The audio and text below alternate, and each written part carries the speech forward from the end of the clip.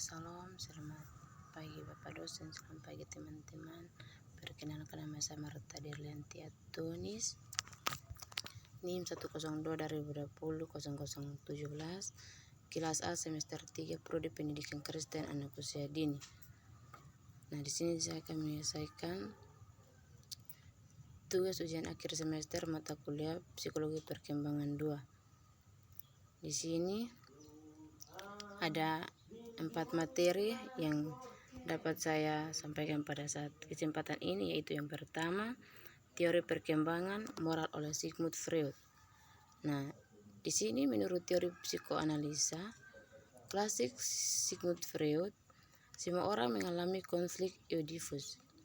Konflik ini akan menghasilkan pembentukan struktur kepribadian yang dinamakan Freud sebagai superego. Ketika anak mengatasi konflik Oedipus ini, maka perkembangan moral sudah dimulai. Salah satu alasan mengapa anak mengatasi konflik Oedipus disebabkan karena adanya perasaan khawatir akan kehilangan kasih sayang orang tua dan ketakutan akan dihukum karena keinginan seksual mereka yang tidak dapat diterima. Yang kedua, teori perkembangan moral oleh James Piaget. Nah, di sini menurut John Piaget, dalam teori perkembangan moral membagi menjadi 2 tahap, yaitu heteronomous moralit dalam kurung usia 5-10 tahun. Pada tahap perkembangan moral ini, anak memandang aturan-aturan sebagai otoritas yang dimiliki oleh Tuhan, orang tua dan guru yang tidak dapat dirubah dan harus dipatuhi dengan sebaik-baiknya. Dan autonomous moralit atau moralite of comparison dalam kurung usia 10 tahun ke atas. Moral tumbuh melalui kesadaran bahwa orang dapat memiliki pandangan yang berbeda terhadap tindakan moral. Yang ketiga, perkembangan moral oleh Lawrence Kohlberg.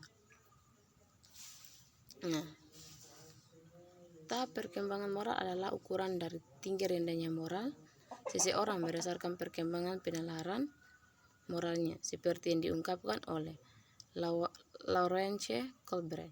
Tahap tersebut dibuat saat ia belajar psikologi di University of Chicago. Berdasarkan teori yang ia buat, setelah terinspirasi hasil kerja James Piaget dan kekagumannya akan reaksi anak-anak terhadap dilema moral.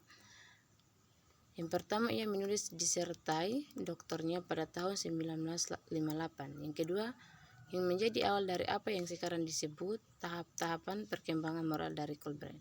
Teori ini berpandangan bahwa penalaran moral yang merupakan dasar dari perilaku etis mempunyai 6 tahap perkembangan yang dapat teridentifikasi. Ia mengikuti perkembangan dari keputusan moral seiring penambahan usia yang semula diteliti Piaget. Yang ketiga, yang menyatakan bahwa logika dan moralitas berkembang melalui tahap-tahap konstruktif. Keempat, Kohlberg memperluas pandangan dasar ini. Dia menentukan bahwa proses perkembangan moral pada prinsipnya berhubungan dengan keadilan dan perkembangannya berlanjutan selama kehidupan. Walaupun ada di dialog yang dipertanyakan implikasi filosofis dari penelitiannya. 5 dan 6, Kohlberg menggunakan cerita-ceritanya tentang dilema moral dalam penelitiannya, dan ia tertarik pada bagaimana orang-orang akan menjustifikasi tindakan-tindakan mereka bila mereka berada dalam persoalan moral yang sama. Kohlberg kemudian mengkategorisasi dan mengklasifikasi respon yang dimunculkan ke dalam 6 tahap yang berbeda.